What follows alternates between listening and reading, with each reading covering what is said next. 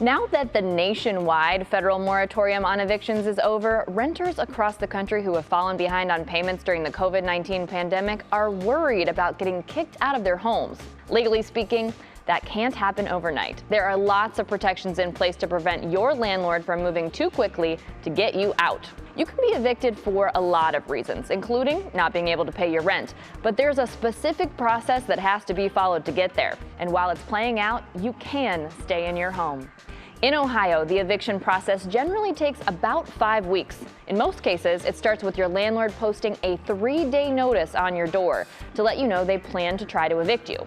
If you can come up with the money you owe during that 3 days, they might call the whole thing off.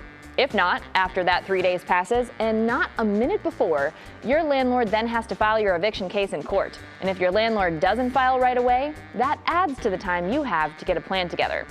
Once the case is filed, it could be 2 to 3 weeks before a hearing is scheduled.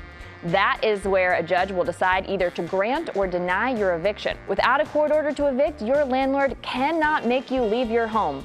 If the landlord wins and your eviction is ordered, you generally have 5 to 10 days to get your things out of your rental. If you don't, only then can your landlord schedule a time with a bailiff to remove your property.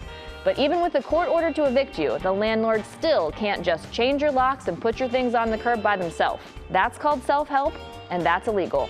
This is Stephanie Haney, Legally Speaking, for 3 News.